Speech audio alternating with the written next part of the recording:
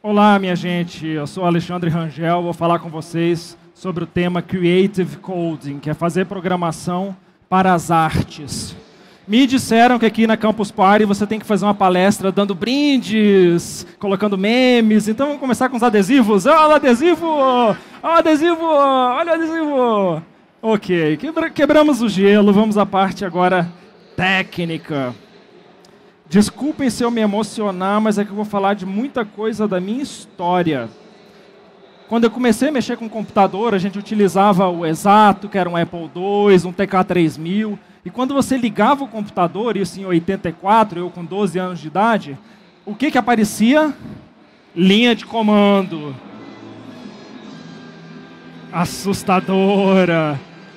Mas as coisas que eu aprendi nessa época, no cursinho de Basic, lá na Sarmento, com 12 anos, é o que eu utilizei como fundação para a minha carreira profissional. Os mesmos programas que eu faço hoje para clientes, que eu vou mostrar aqui, obras de arte interativas, videoartes, eu me valho desses conhecimentos aqui. Um programa Basic que é faça isso, uma condicional, se tal coisa, faça outra coisa. Muito pouco mudou nesses 30 anos que eu estou envolvido com computação. Depois eu passei para o Amiga, já um computador mais moderno, aprendi a editar vídeo, trabalhei muito em produtoras. Olha eu aqui nos anos 90, bem cabeludo, olha como é que o tempo passa. Um dos primeiros trabalhos de arte generativa que eu fiz, aqui você tem o computador, através de um algoritmo, escolhendo as imagens que ele está compondo. Essa obra aqui de 2010, vocês vão ver que a minha narrativa vai ser bem Tarantino. Eu vou no futuro, volto no passado. Essa é o Eixo X. Uma das minhas obras que mais fez sucesso. Já foi exposta na Tecneu, uma grande exposição de arte eletrônica em São Paulo, na FAAP, CCBB de Brasília. O que acontece? Agora vejam bem, eu só vou explicar isso para vocês porque a gente está aqui numa exposição meio artística, meio técnica. Eu não explico o que acontece dentro dessas obras. Uma coisa importante nessas obras é o mistério. Porque senão eu acho que arte eletrônica vira feira de ciências. Aperte um botão, faça tal coisa. Então, na realidade, é uma webcam, fiz um software, ela está vendo onde está a cabeça da pessoa na sala e gira duas imagens de Brasília, daí fazendo o link com esse conceito do eixo X, o eixo de Brasília, que é uma utopia não realizada. Centro de cidade, normalmente você conversa, o centro de Brasília exclui as pessoas. Então, o link com a arte é esse conceito. E tecnologicamente é isso, é um programa em C++ que eu fiz, no Open Frameworks, que é uma biblioteca que facilita a programação para artistas. Vamos ver se a gente consegue escutar o áudio do Hélio Oiticica falando uma coisinha, senão eu narro para vocês.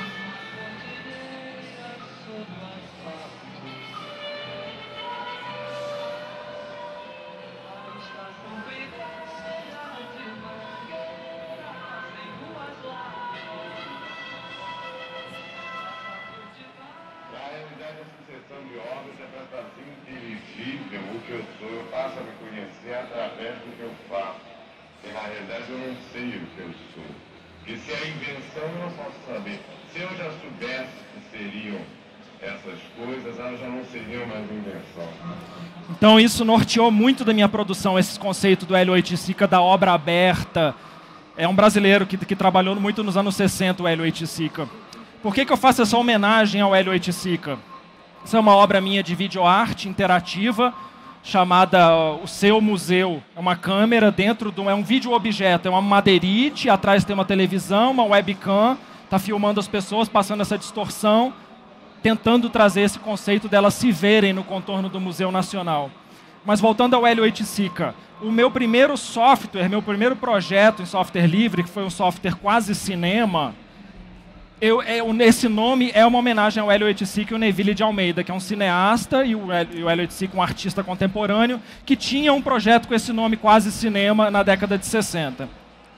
Uma videoarte minha, para vocês já verem mais ou menos a pegada do que eu gosto, câmera lenta, são vídeos longos, tem lá no meu YouTube, são vídeos de 5, 10 minutos.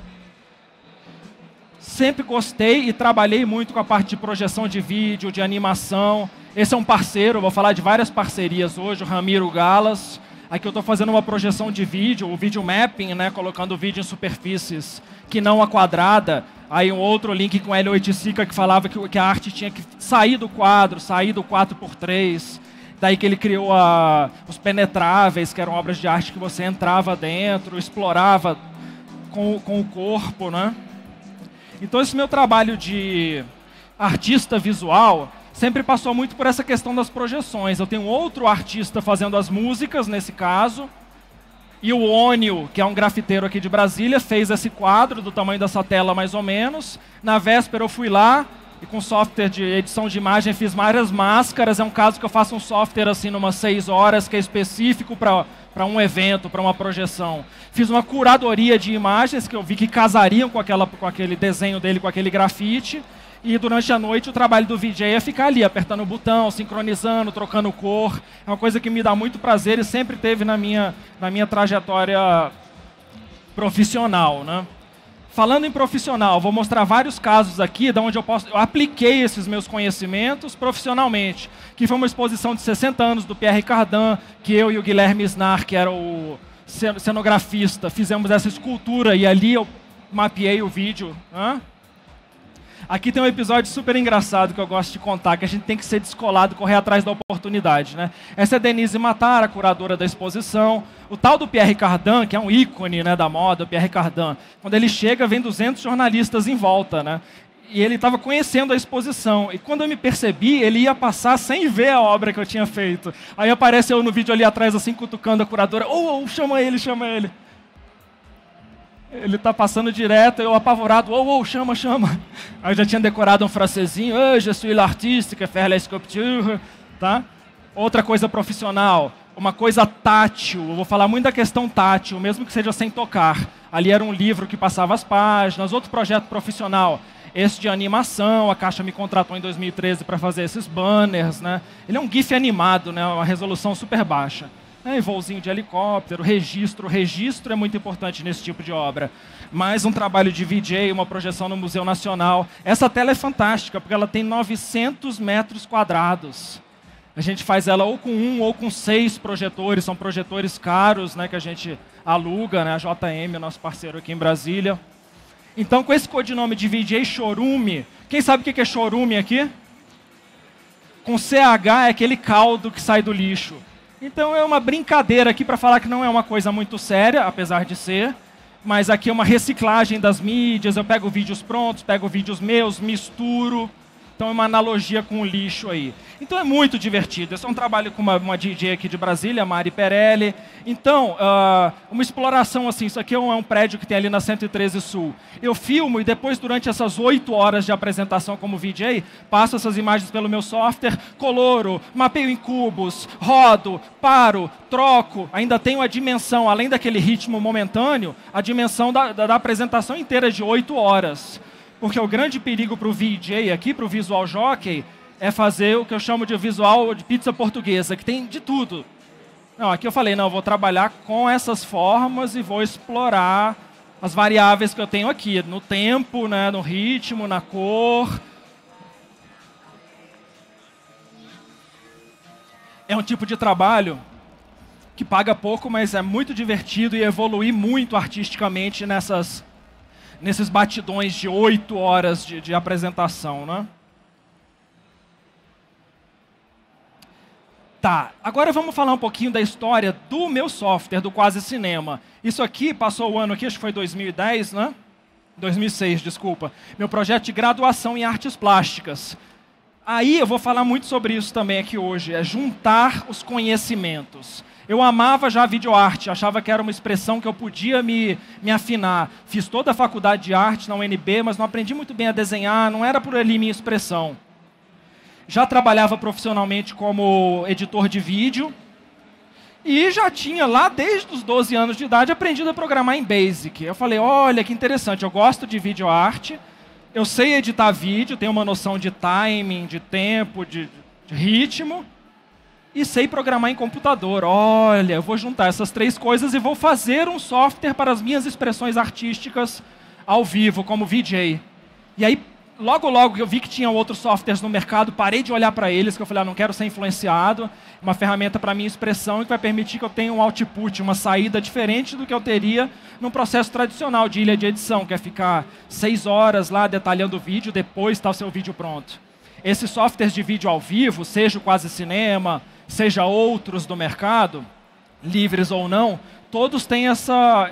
Não tem áudio mesmo essa parte. Todos têm essa capacidade, essa característica de o que você está fazendo ali como operador, o público já está vendo ao vivo. Então eu coloco ali, pisque mais rápido, troque de cor, de acordo com o que eu estou ouvindo, um ritmo tal da música. Tá? Aí esse projeto, depois, eu evoluindo ele, ganhei uma bolsa da Funarte de auxílio à produção, incentivo à produção artística, e minha proposta foi, eu vou fazer a versão 2 do Quase Cinema, e minha contrapartida ele vai ser um software livre, que eu lancei em torno de 2009, e foi fantástico, eu fiquei 6 meses trabalhando só nisso com essa bolsa da Funarte, era tipo um salário legal, a bolsa foi de 60 mil, eu tinha 6 meses para produzir. Nossa, foi os melhores 6 meses da minha vida. Eu criei esse software, bem mais robusto que o primeiro Quase Cinema, que eu tinha feito no Director, que é tipo Flash, e é uma linguagem proprietária. A primeira versão eu tinha até dificuldade de liberar o código-fonte dele, por mais que eu tenha querido, porque a pessoa precisava ter a ferramenta proprietária, que era o Director. Esse aqui não. Desde que ele nasceu, a pessoa baixa o programa prontinho para rodar, Mac, Windows, Linux, e o código-fonte. Aí você muda, salva, modifica. E foi um sucesso mundial, né? Eu apareci na CNN Internacional, olha eu falando dublado em espanhol. Para que todos puedan expressar-se artísticamente. Nunca pensei que tivesse esta aceptação. El programa se descarga en internet. Tá? Então foi muito legal as coisas que eu consegui com esse software livre. Porque muita gente me pergunta, pô, você dá o software de graça, como é que você sobrevive? Ele acaba sendo um cartão de visitas para outros trabalhos. Uma visibilidade que o projeto teve desde 2009, mais ou menos. Não sei quantos acessos e downloads do Brasil, Argentina, esse é o Analytics do Google, né? Só uns 3 ou 4 países da África que ninguém acessou ainda o software para o download. Isso é muito legal. Aí a questão da proatividade, que eu queria passar para vocês como diferencial também, que não é difícil. Pode chamar também de cara de pau, mas eu sempre passo muitos e-mails, proponho, apareço para as pessoas, então, fazerem trabalhos comigo, sejam artísticos, profissionais. São as demonstrações do Quase Cinema 2, como é livre, acabo fazendo um negócio disso, né? Tenho meu estúdio aqui no Conjunto Nacional, dou esses treinamentos, do Blender, Quase Cinema, programação de música, então, é uma receita, é um modelo de business que até outros software livres adotam, né? O Blender, o cara dá o software, mas ele faz vários projetos em volta, faz treinamentos, né? Ali eu já preparando o Quase Cinema para fazer um videomapping, né? Que ele ser capaz de se adaptar a formas, né? Tridimensionais. E nessa questão de se oferecer, olha que história interessante essa aqui. Em 2009 eu mandei um e-mail para esse pessoal da Dinamarca, que eu vi que teria o festival Liquid Borderlands. Falei, eu tenho software tal, dou oficina, faço performance, vocês querem? Queremos. Toma passagem, toma o cachê, uau, massa. É muito legal, é uma realidade diferente, né, na Europa. A maioria desses caras assim, tem uma vida de hippie, tranquila, tem um salário de desemprego de 800 euros, né, e é engenheiro mecatrônico. Mas eles têm esse galpão, fazem os projetos. Chegando lá, eu vi que eles eram vidrados com aquela técnica de pintura com luz, que você faz uma coisa com luz e depois aparece a fotografia. Picasso fez, Man Ray. Só que eu falei, será que eu consigo trazer isso para o Quase Cinema e para uma performance ao vivo? Eu fiquei lá uma semana, fiquei umas 5 noites acordado de noite e consegui. Falei, galera, olha aqui que legal. Agora você liga a câmera de vídeo e vocês podem fazer o que vocês estão fazendo com light painting. Os caras, uau! Abre o baú, abre o baú. Abriram um baú, tinha essa roda com LED, espada com LED. Aí a gente fez vários experimentos. Depois, no dia do festival que eles estavam promovendo mesmo, fizemos no palco e num cantinho para o público também poder brincar, né?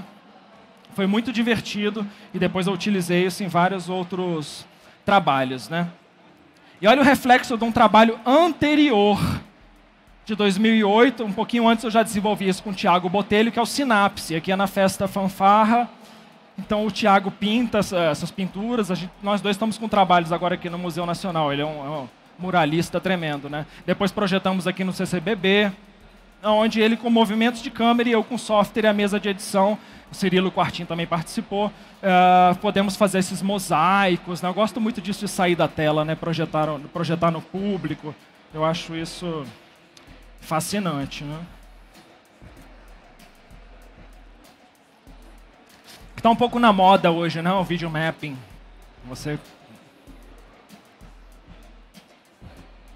Tá, agora vamos dar alguns exemplos, novamente, dessa trajetória como VJ, o VJ Showroom, porque isso foi muito importante. Eu fiquei um ano inteiro, toda quinta-feira, nessa boate, que é o Quinto. Tem ótimos, além de DJs, né, tem essa diferenciação, né? O DJ, que é o cara que normalmente toca músicas de outras pessoas, e o produtor musical, que além de outras, toca suas próprias produções. Então lá no Quinto eu conhecia, me associei a vários produtores fantásticos, né? O Ramiro, o Conca, Alan Vilar. Por exemplo, em Fortaleza, apliquei vídeo nessa escultura do Cérvulo Esmeraldo.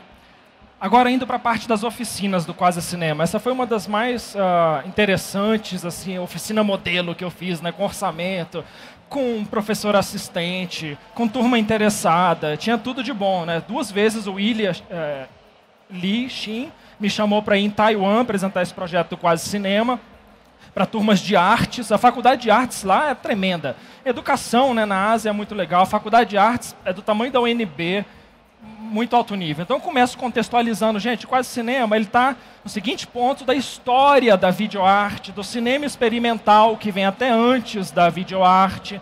Eles, entendi onde é que nós estamos. Aí eu vou para a rua com esses alunos, para ensinar técnicas de câmera para obter movimento em imagens paradas. Eu também valorizo muito, que é um conceito de um educador chamado John Dewey, deles trazerem o que eles já têm pronto. Se um aqui já trabalhava com marionete, ok, vamos trazer as filmagens da sua marionete para a gente passar pelos efeitos do programa, para a gente misturar com o trabalho de outros alunos.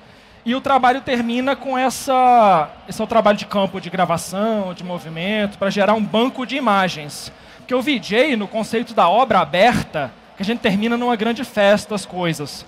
Com mixer e revezamento, a gente mistura as imagens de todo mundo, com o DJ colocando as músicas, que é uma do Nego Moçambique, que é um produtor aqui de Brasília também. E eles construíram, então, um banco de imagens para eles, táticas de expressão, mas eles não têm um vídeo pronto, não têm um produto, que é um conceito da arte conceitual, da arte contemporânea. Eles estão fazendo uma performance, uma obra efêmera, né? Quem viu ali viu, quem não viu não vê mais, né? Aí esse trabalho das oficinas, uma das coisas mais recentes é essa participação no Campus Party, né? O Campus Day foi bem bacana, porque eu mostrei o fruto dessa minha pesquisa agora, que é a programação de música. Então mostrei como que a gente pode pegar hardwares externos, controlador MIDI, teclados e controlar um código. Mas essa é uma parte mais na frente um pouco da nossa palestra. Essa oficina eu vou repetir hoje aqui às 18h. Quem não se inscreveu, se inscreva que ainda há tempo. Agora eu vou falar o seguinte. Escravo da própria produção. Quando eu estava fazendo o meu mestrado, a minha orientadora, Ana Beatriz Barroso, me contou a história do Rimbaud.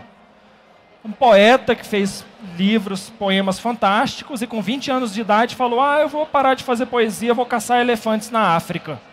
E foi. Ela falou, esse é exemplo de uma pessoa que não fica escrava da própria produção. Eu falei, bateu. Tipo, eu me vi assim, 10 anos trabalhando com o mesmo software de VJ e fechando os olhos para as outras coisas. Eu falei, lá na gênese da minha arte, né, eu tinha essa questão de combinar as habilidades, né? O que eu sei fazer hoje que eu posso combinar abrindo a cabeça, saindo um pouco do meu software, aqui teve uma quebra.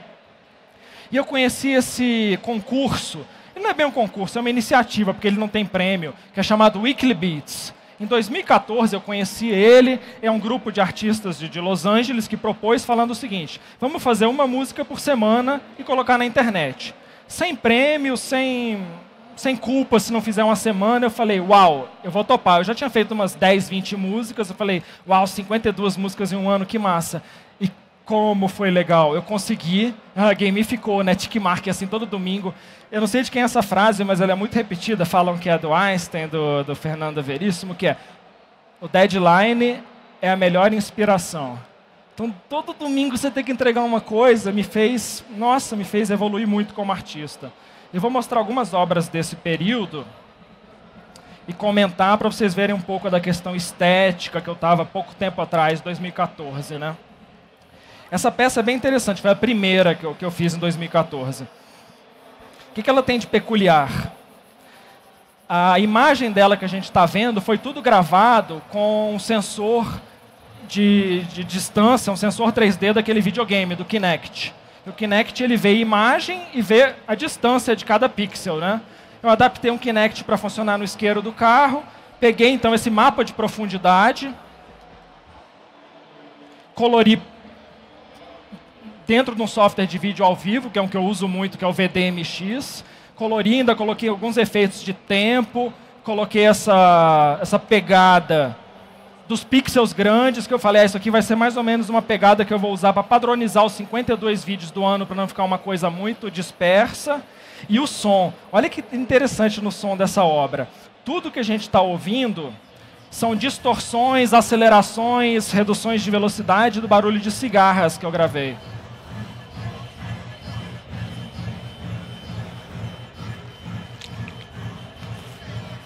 Mas vocês vão estranhar, né? Ai, que música esquisita. Eu já ouvi vários adjetivos. Eu gosto de falar que é música de artista plástico, tá? A questão conceitual que eu estabeleci para esses 52 vídeos logo no início. Eu falei, os temas eu não vou muito desviar da cidade, uma autobiografia minha, o que está se passando na minha vida naquele momento, e espiritualidade, tá? Então aqui essa obra aqui é até uma brincadeira com a questão de andar sobre as águas, né? E também é autobiográfica, ela chama Como Levitar. Era uma semana que eu estava a semana inteira sonhando com água, aí passando aqui no setor de embaixadas eu vi um cano estourado. Eu falei, tomara que não seja esgoto. Aí fui lá, fiz todo um vídeo, né? É muito bom ter o celular no bolso. 90% desses vídeos aí foi feito com telefone celular. E meu banco de imagens, eu já tinha outra imagem de reflexo, aí juntei tudo, aí vou me filmar em cima dessa água, que já está um reflexo lindo. Os vídeos têm muito essa característica, de ser, tanto o vídeo quanto a música, de ser um loop muito repetitivo. Tá? E isso eu estava técnica livre, eram os softwares que eu tinha comprado e aprendido a usar, o Ableton Live, o Apple Logic. Tá? Essa é outra das 52 que eu gosto bastante.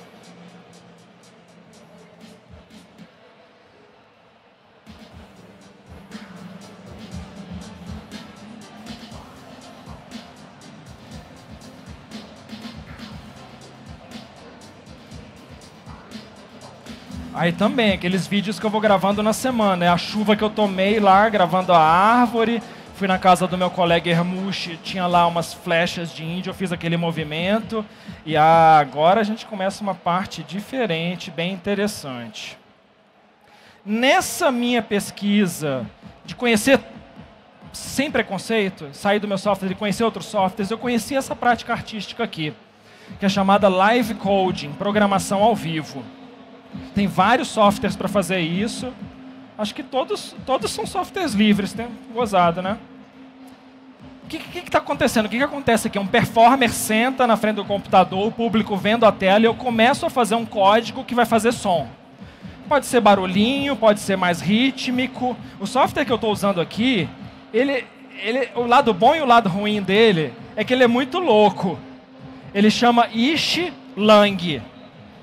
Em inglês, que ele é de um pesquisador chamado Thor Magnusson, é Ixlang, mas ele é muito susceptível a dar pau, estourar a caixa de som, fazer uns barulhos esquisitos, que eu falava, ixi, é o Ishi. Eu peguei uma poesia do Vladimir Dias Pino, que já tem essa característica de ter colunas, 3 letras, espaço, 3 letras, espaço. E aqui no Ixlang, a gente mapeia cada letra em ou uma nota musical ou um instrumento. Aqui vai estar assim... Dó, dó, ré, silêncio, dó, ré, silêncio. E aqui eu vou dando comandos. Deixe mais grave, deixe mais agudo, deixe mais rápido.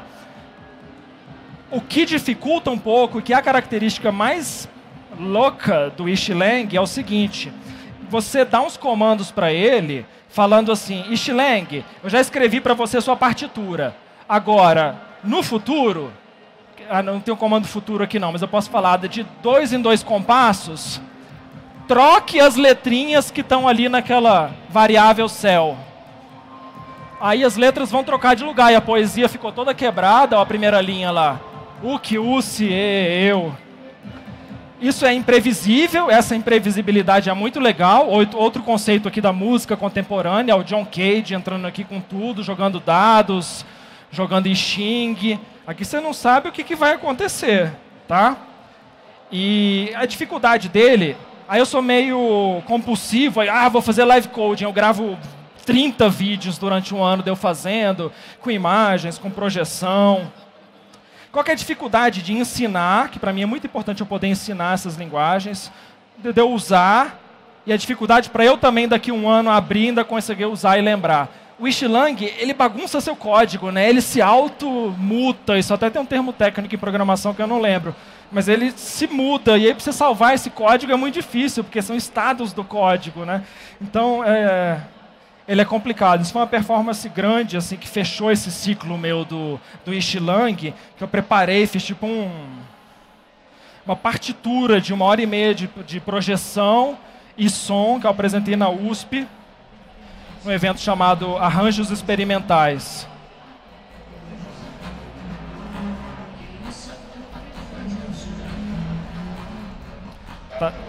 Tá muito escura essa projeção, não dá para ver. Aí dei uma descansada. É importante esses ciclos, né? No desenvolvedor artista a gente tem muito isso. Vou ficar um mês ou um dia recolhido, desenvolvendo, fechado lá no quarto. Depois é expansão, é projeção, é exibição, é divulgação. Dei uma respirada, aí conheci o Sonic Pi.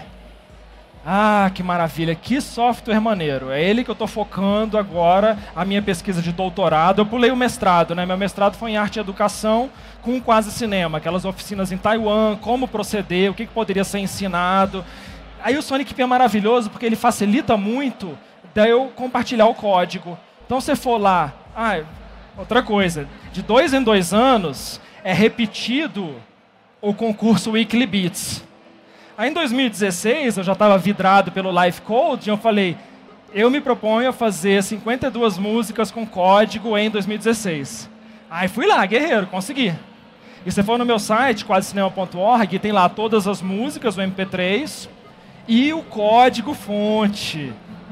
Isso é muito legal. Você vai, copia para o seu computador, o Sonic Pi é livre. Sabe, se me soltar num deserto com conexão na internet, eu baixo o Sonic Pi, tem minhas músicas, sabe? Eu já mixo, já modifico, apresento. Aqui o compulsivo de novo. Aí 200 live codings com gráficos, com câmera ao vivo, transmissão ao vivo. E propus tanto para a UNB, o Departamento de Artes, quanto para o FAC, de fazer esse projeto Code Music, que é de ensino do Sonic Pi. A UNB aceitou, eu executei a parte prática do doutorado, que foram 6 oficinas grandes do Sonic Pi, gratuitas no Museu Nacional. E qual foi a característica dessas oficinas? Eu pude convidar parceiros meus, que alguns vocês já viram aqui no vídeo, para humanizar essas oficinas e dar conhecimento técnico, porque minha formação é em artes plásticas, eu me viro com programação, já devo ter estudado 7.000 horas de programação, mas música eu ainda sou assim, noob.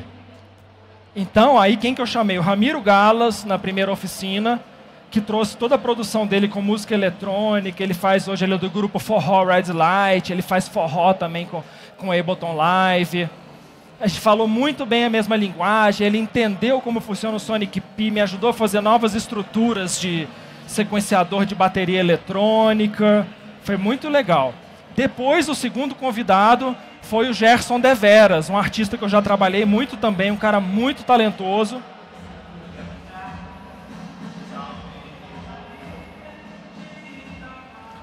Ele já pensava num ritmo, num coco.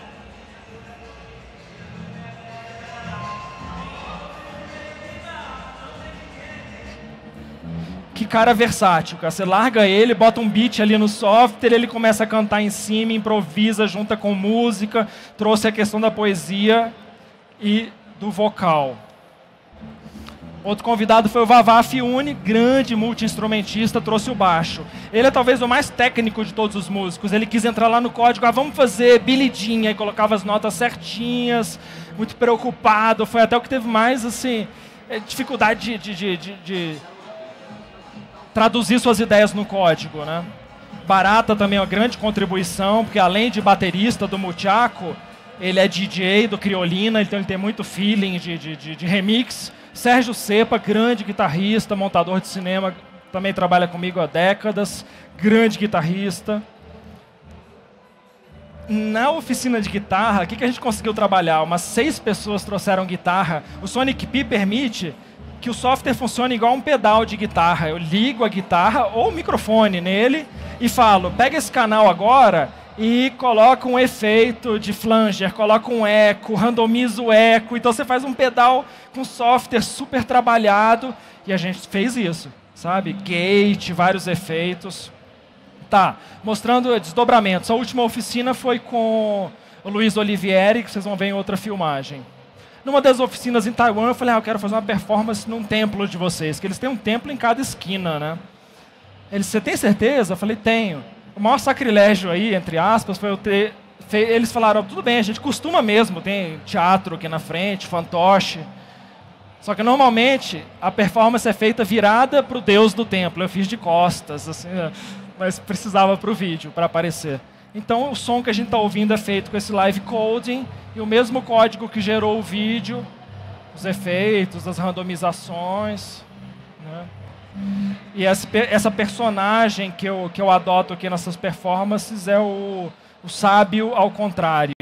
Eu tento puxar essa imagética de religião, espiritualidade. Na maioria das vezes também tentando ser exemplo de uso de ferramenta e conteúdo livre. Todas as imagens dessa performance são do banco de imagens livres do Rijksmuseum na Holanda. Então eu fiz uma busca lá só imagens de anjos, demônios, pretas e brancas. Aí vem 2.000 imagens, faz uma curadoria, fiz o software que fazia as animações. Vamos avançar um pouquinho, porque o nosso tempo já está... Esse Sábio ao Contrário já apresentei no Festival de Inverno do Sesc, em 3 cidades no Rio. Falar um pouquinho da parte de computação tátil, ou não. Porque o que é o tátil, né? Você pegar. Mas aí aqui eu também estou colocando a questão gestual. Mostrar algumas obras minhas que eu estar capacitado a programar no Processing, por exemplo, é um nome importante na apresentação de hoje. Assim como o Sonic Pi facilita o Ruby, que é uma linguagem super legal, super fácil, o Processing facilita o Java. Então eu que não tenho treinamento assim, crânio, o nosso amigo Nandico aqui no Flash, em todas as linguagens, ou no Java, o Processing facilita muito. Uma coisa que eu precisaria de 10 linhas para fazer no Java, eu faço com uma linha no Processing. Então, Quase Cinema 3, que eu estou desenvolvendo ainda, é Processing. Essa aqui é muito antiga, essa aqui é Blender com Python, mas eu estou mostrando aqui como a questão da pesquisa gestual já está presente na minha obra, né? Falei, uau, o controle do Wii permite que eu controle um Python que está dentro do Blender. Então eu vou fazer esse diálogo com a Lígia Clark, que é uma artista brasileira, que tinha os bichos, que são obras de metal que você dobra, interage. Eu chamei esse aí de bicho impossível, porque ele se interpenetra, faz coisas rápidas. Esse era um grupo de estudo na UNB, aí a gente fez umas projeções, a Lígia também tinha essa questão das máscaras, né? Ficou bem fantasmagórico, né?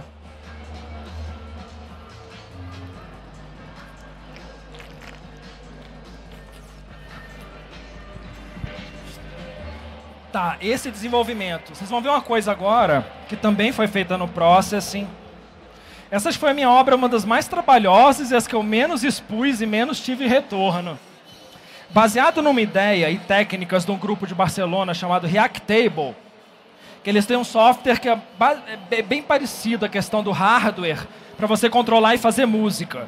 Tá? Eu falei, bacana, eu vou pegar o sistema geral do Reactable, que o que é? Uma imagem que você interage com ela. E programei uma coisa nova. Eu peguei minhas 52 músicas de 2014, coloquei os vídeos delas tocando, as ondas separadas, só a bateria, só o baixo, só o vocal, se tiver. E com essas pecinhas eu conseguia controlar ao vivo, volume da bateria, volume do vocal, fazer uma mixagem. E rodando as pecinhas eu aplicava efeitos nas trilhas individualmente. Mas ela é meio um pesadelo para funcionar essa mesa, porque tem um adesivo para a imagem no vidro não passar direto, parar.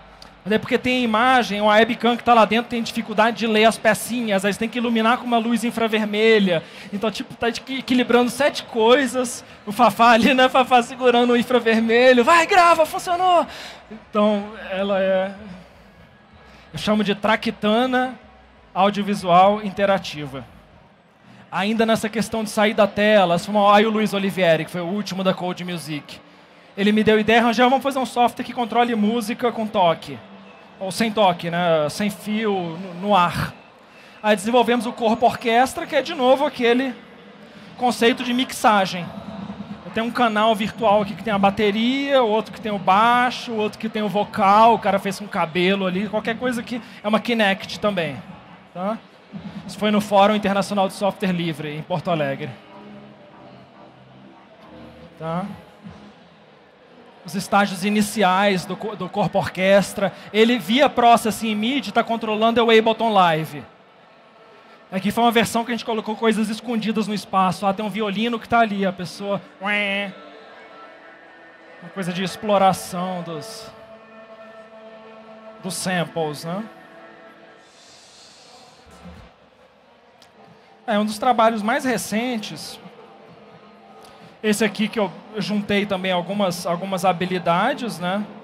De apresentação de música de código, o Sonic P aí, de expressão conceitual. Isso foi um edital que teve agora para o aniversário de Brasília, que propunha que fosse o tema Brasília, aniversário de Brasília.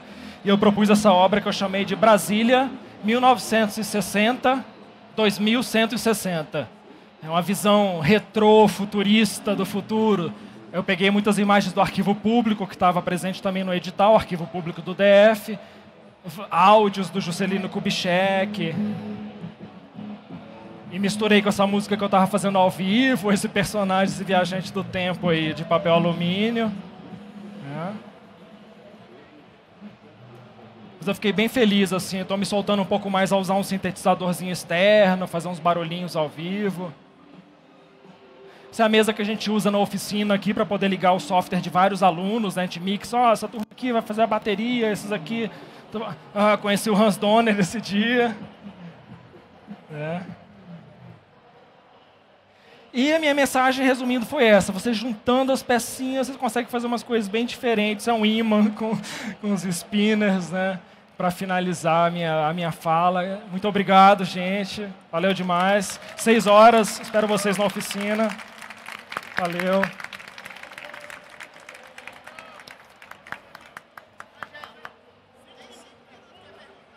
Cinco minutos, perguntas, ideias, indagações. Lorena, com a palavra. DJ,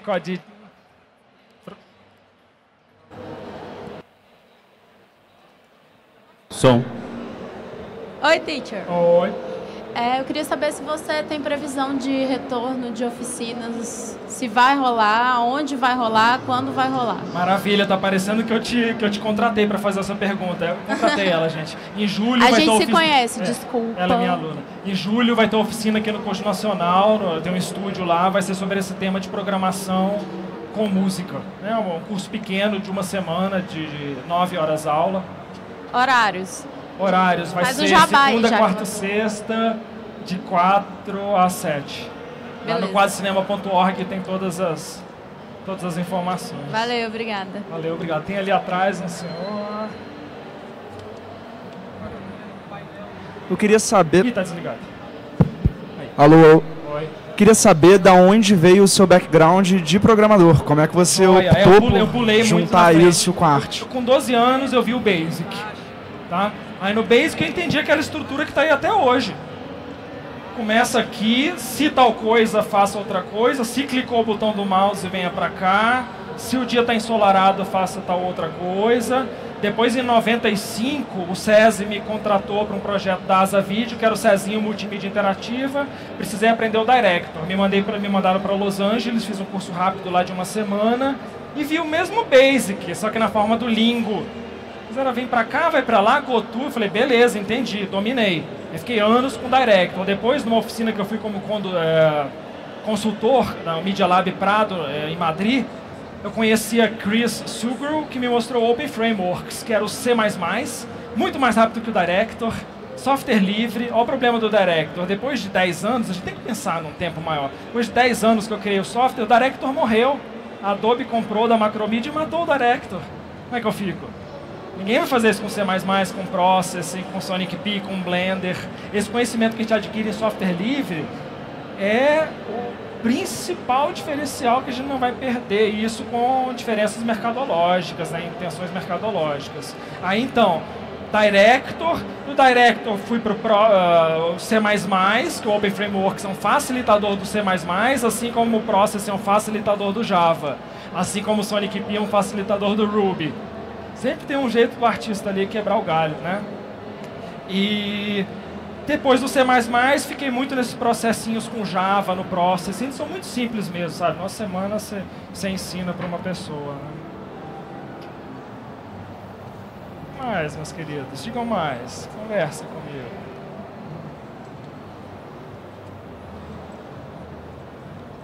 Então é isso aí, gente. Aguardo vocês 6 horas ali na oficina. Eu preciso aprender a mexer no Sonic P. O desafio é esse. E ó, para quem aguentou, não cochilou até o final, deixa eu ver se tem mais adesivo. Olha o adesivo, olha o bacalhau. Vocês são do tempo do Chacrinha, não? Olha o bacalhau, olha o bacalhau. Valeu, gente. Muito obrigado.